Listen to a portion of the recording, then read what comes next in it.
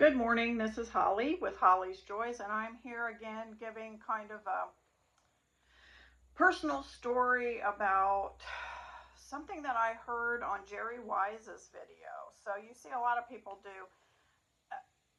a reactionary video to someone else's video, so it's kind of like that. So, his video was talking about um, insults that you receive when you're younger who form who you are as an adult. And this is of narcissistic parents. Now, I don't know that my mother, was a narcissist, but I do know that she had some mental illness struggles and it was a challenging upbringing. But I do want to talk about this one thing she used to say. I don't know if it would really be an insult. I mean, there were so many. Um, but that's how we're gonna talk about it. It's my best framework around this whole strange story. So,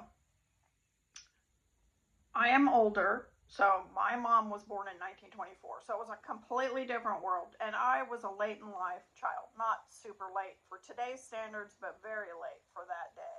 She was 35 when I was born. So, it's not really late now. But at the time, most people were having their children in their early 20s, even. So, she was a late in life.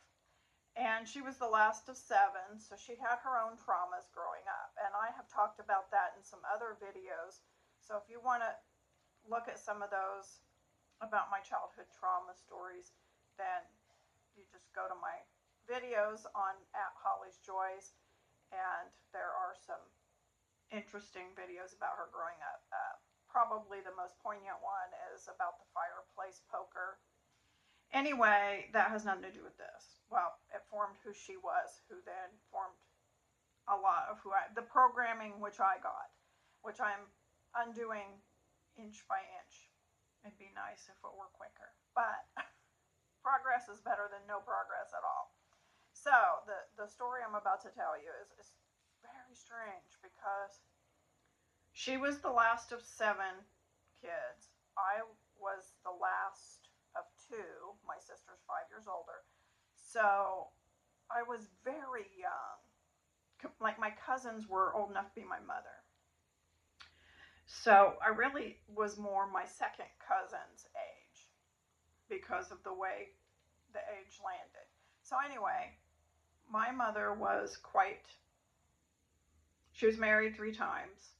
She was married the first time at 16, and I think 19 again, and then she married my dad in her late 20s.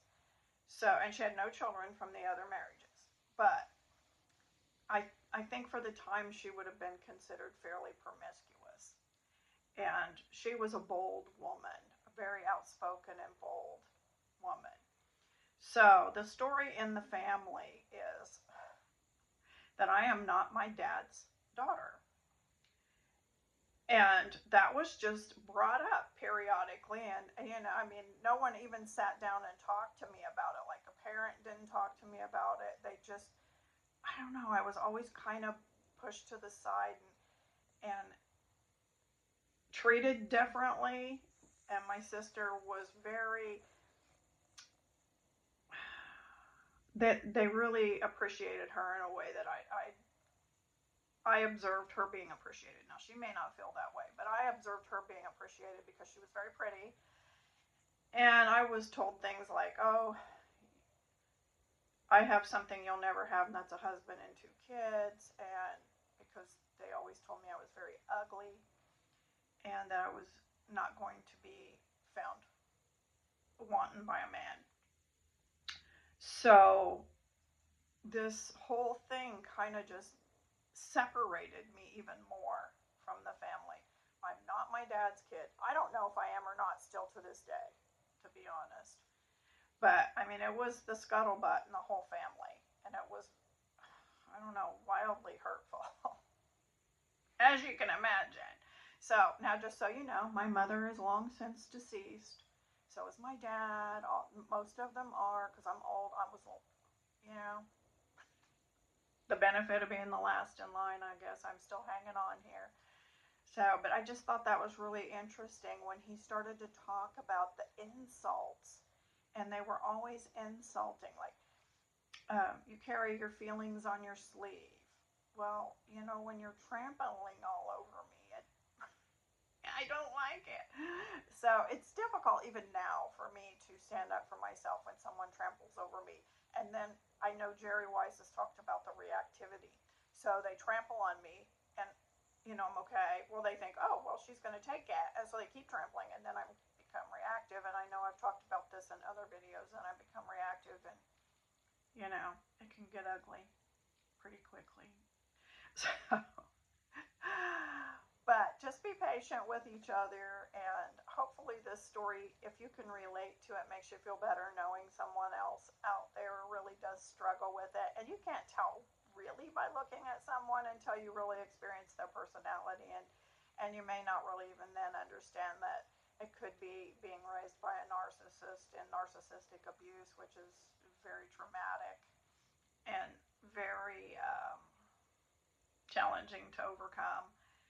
And hopefully you do feel better knowing you are not alone, and we're each one beautiful in our own right, and we all offer something to this world. The world needs all of us. And if we can remember that for not only how we feel about ourselves and what other people are saying, we don't have to take that on. And to be able to, when you're around someone else, be aware you don't really know everything they've been through, and to just have a heart and spirit of kindness and love. And I get it, we all have our bad days, but that's not what this narcissistic abuse is. They may have a rare good day, not a rare bad day. So anyway, if you have a story similar, I would love to tell your story for you. I know it's really hard. I mean, it's taken me all these years to be able to speak out. I had zero voice until I was in my 50s. And I just started inch by inch plucking it out. And let me tell you, I've not been well received in the family. Okay? Just the family that's still hanging on, or just like ignoring me. Oh, she's not even over there. Oh, that reminds me.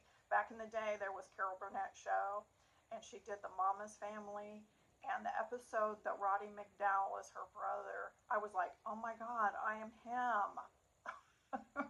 That is what I am. He's just so different from his family.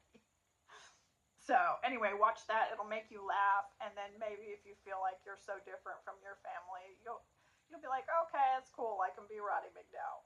Anyway, have a great day, and just go and love yourself. Be happy with who you are, and it's a journey. I get that, but please follow me on Patio Pet Facebook. Those where I put my art projects and pictures of things that I'm doing. And also I have many more videos on YouTube at Holly's Joys. And a lot of them are my artwork, and then I've got childhood trauma stories, and then I'm doing these narcissistic abuse, which I've just stumbled on, and it's just like, yes, that is me. And so if that is you, go check them out at Holly's Joys. Follow, share, subscribe, do all the things, push all the buttons. And if you are interested in me telling your story, just contact me through comments, and I will make a way for you to privately give me your information. It doesn't have to be your personal information, just your story.